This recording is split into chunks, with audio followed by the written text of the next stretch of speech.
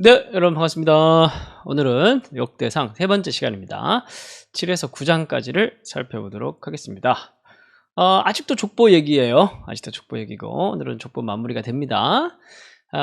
오늘 영상은 좀 짧을 것 같은데 앞에 쭉 있제 유다 지파와 레위 지파 중심 이야기를 쭉 살펴봤습니다.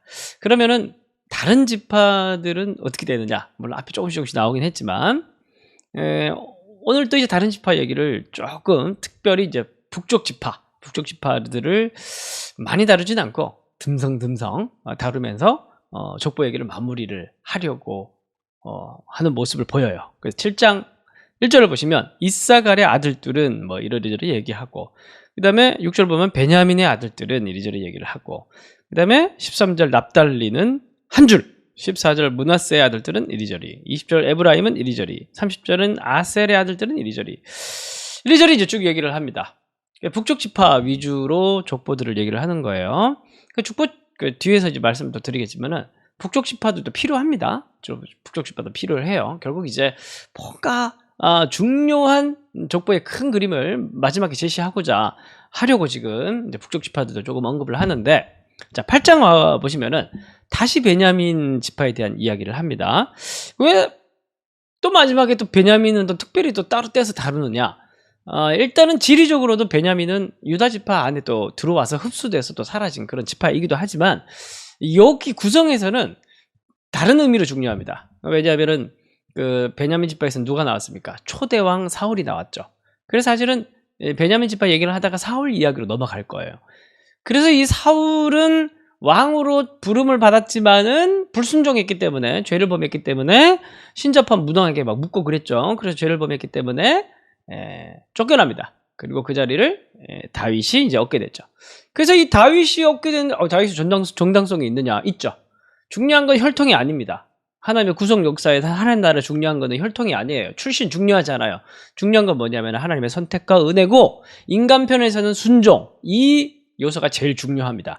그래서 이제 8장에서 베냐민 지파 얘기를 쭉 하는데, 마지막에 보면 29절 이하에 보면은, 이 33절 보면은 넬은 기스를 낳고 기스는 사울을 낳고 이렇게 얘기를 하죠. 그리고 사울의 아들 요나단 이야기로 끝납니다. 34절부터 그 이하는 요나단의 자손들에 대한 얘기가 나와요. 34절 보면 요나단의 아들은 무리바알이라 이렇게 얘기를 하죠. 많이 들어봤죠? 많이 들어보지 못하겠구나. 무비보셋의 다른 이름이 무리바알입니다. 무비보셋 같은 경우는 우리가 많이 살펴봤죠. 앞에 다른 역사서를 할 때. 무비보셋은 잊을만 하면 나오는 사람이었죠. 하나님의 은혜와 사랑을 기억하게 만들기 위해서.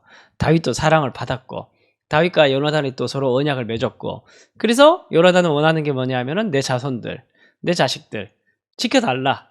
그게 이제 원하는 거였고, 그래서 이제 이 약속을 하나님께서 요나단의 순종을 받으셔서 신실하게 지켜주신 이야기가 이제 34장 이하부터 나오는 요나단의 자손들의 족보 이야기입니다. 그래서 그냥 족보만 나오는 것 같지만은 이 안에 뭐가 들어있는 거예요? 스토리가 들어있는 거죠. 그리고 9절 잘 보세요. 9장 1절에서 온 이스라엘이 그 계보대로 계수되어 그들은 이스라엘 왕조 실록에 기록되니라. 앞에 1장부터 얘기했던 족보 얘기를 이제 다 가름하는 거, 마무리하는 거지. 결론적인 말로 다 안 적어놓고, 유다와 레위 지파 중심으로 다 적어놓고 온 이스라엘의 계보대로 다 적혀있다, 이렇게 얘기를 하는 거예요. 그럼 여기서 말하는 온 이스라엘은 뭐예요? 혈통이 아닌 거죠. 다시 말씀드려요. 계속 강조하고 있네요. 온 이스라엘은 혈통이 아니라, 기준은 뭐예요? 혈통이 기준이 아니라 바로 하나님의 선택. 그리고 그 하나님의 선택이라는 것은 하나님의 구속 역사, 하나님의 언약, 그것이 기준이었고, 여기에 들어올 수 있었지만 또 들어오지 못하고 추방당한 사람들 있죠. 그게 누구냐면 이제 불순종한, 아주 결정적 불순종으로 하나님 나라를 어지럽힌 사람들은 이제 쫓겨났습니다. 사울 같은 사람도 이제 그렇다고 볼 수가 있고, 그런데 유다가 범죄함으로 말미암아 바벨론으로 사로잡혀 갔더니라고 얘기를 합니다. 그러면서 갑자기 역사 다 생략해버리고 바벨론으로 사로잡혀 간 이야기하고, 그리고 2절 그들의 땅 안에 있는 성읍에 처음으로 거주한 이스라엘 사람들은 제사장과 레위인과 느디님 사람들이라. 그러면서 이제 돌아오는 이야기를 갑자기 또 역사를 압축시켜서 돌아온 이야기가 해버립니다. 그러면 이제 9장 이후에 쭉 진행되는 그 족보의 이야기는 누구를 중심으로 이제 배경을 깔고 족보 얘기를 합니까? 바로 돌아온 사람들의 족보인 거죠. 그런데 돌아온 사람들 중에서도 가장 먼저는 거의 대부분은 누구 얘기를 하냐면 제사장 얘기밖에 안 해요. 그래서 10절 이하에서는 예루살렘에 정착한 제사장의 얘기를 하고, 14절 이하에는 레위 사람들 얘기를 하고, 17절 이하에는 예루살렘에 정착한 회막 문지기들에 대한 얘기를 하고, 28절 이하에서는 나머지 레위인들에 대한 얘기를 합니다. 그러니까 결국에는 돌아온 사람들의 목적은 뭐냐면 성전을 다시 건축하기 위해서 돌아왔다는 사실을 명확하게 하고 있는 거예요. 다시 말씀드리지만 하나님의 언약에서 중요한 건 뭐라고요? 왕, 제사장은 왜 중요하냐면은, 레위인들은 왜 중요하냐면은 성전, 하나님의 언약이 하나님께서 여전히 함께 하신다는, 내가 너희들을 아직도 버리지 않았다라는 그런 가시적 표징이기 때문에 레위 지파, 돌아온 레위 지파 사람들의 얘기만 주구장창하고 구장 족보를 마무리하고 있는 겁니다. 이게 바로 뭐냐면 우선순위라는 거예요. 구원받아 돌아온 사람들에게, 구원받은 사람들은 뭐냐면 돌아온 사람들이죠. 다시 귀환한 사람들은 하나님의 은혜로 다시 기회를 얻은 구원받은 사람, 다시 족보 안으로 들어온 사람들입니다. 범죄에서 쫓겨났는데 하나님께서 불쌍해서 돌이켜 주신 거예요. 그럼 이 사람들에게 중요한 건 뭐냐면은, 잘 먹고 잘 사는 게 중요한 게 아니라 우선순위가 뭐냐 하면은, 레위인들 지파 족보밖에 안 나오는 이유는 뭐냐면은, 이제 너희들의 우선순위는 뭐가 돼야 되냐면은 성전 지으라는 거예요. 예배가 너희들의 가장 우선순위가 되고, 하나님이 가장 우선순위가 되고, 하나님의 언약이 우선순위가 되고, 순종하는 게 가장 우선순위가 되어야 된다. 그걸 마지막에 족보 이야기에 강조를 하고 있는 겁니다. 그냥 족보가 있는 것처럼 보이지만은 이 족보도 하나의 교훈이고 스토리였다라는 사실을 우리가 또 알 수 있게 되는 것이죠. 결론적 적용입니다. 우리도 누구라고요? 우리도 돌아온 사람들입니다. 우리도 저기 쫓겨나서 바벨론 포로로 사로잡혀가지고 저 멀리 죄 아래에서 종로를 타고 있었던 자들인데, 하나님께서 그리스도의 은혜로 우리를 약속의 땅으로 다시 불러주셔서 이 약속의 족보 안으로 다시 추방당했는데 다시 불러주신 사람들입니다. 그렇다면 여러분들, 우리의 우선순위는 뭐가 되어야 될까요? 우리의 우선순위는 뭐가 들어왔는데 맨날 기도하면, 하나님 이거 잘 되게 해주시고, 저거 잘 되게 해주시고, 나 저거 가지고 싶고, 하나님 나라는 온데간데 없고, 하나님께서 우리에게 주시는, 우리를 구원하신 새로운 생명을 주시는 그 원대한 하나님 나라의 계획은 없고 사명은 없고, 오로지 내가 잘 되고 잘 먹고 잘 사는 것만 계속 강구한다면, 그럼 다시 가야죠, 바벨론으로. 바벨론 사람들이 원하는 거니까 그쪽 동네로 가야죠. 이쪽 동네의 우선순위는 다르다는 거 꼭 기억하셨으면 좋겠어요.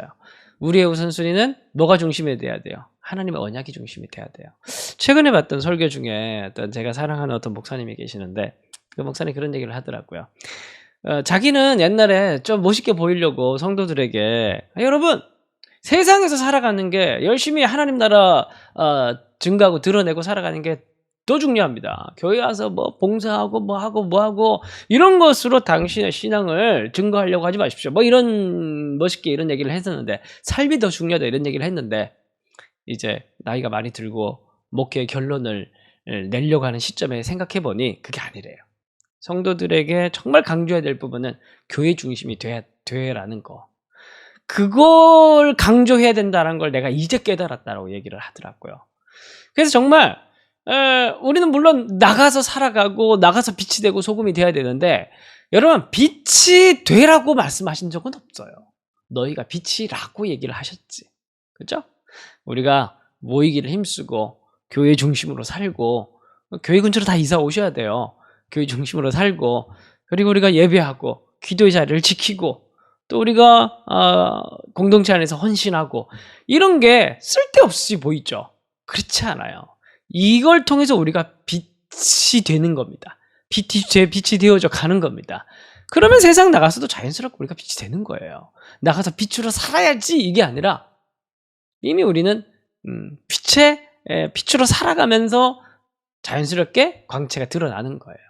그러한 우선순위 기억하는 오늘 통독의 시간이 되었으면 좋겠습니다. 제가 기도하겠습니다. 하나님, 이 족보의 마지막의 장면을 살펴보면서 돌아온 자들에게 하나님께서 원하시는 것이 무엇인지, 그것은 바로 예배이고 성전이고 다시 하나님 중심이 되라는 것을 우리가 알게 되었습니다. 우리의 삶 가운데서 정말 우선순위가 늘 하나님이 되게 하시고, 교회가 되게 하시고 말씀이 되게 하시고 언약이 되게 하시고 예수가 되어 줄 수 있도록 우리의 마음의 우선순위를 분명히 할 수 있도록 마음을 굳건하게 해주시고 인도하여 주옵소서. 예수님의 이름으로 기도합니다.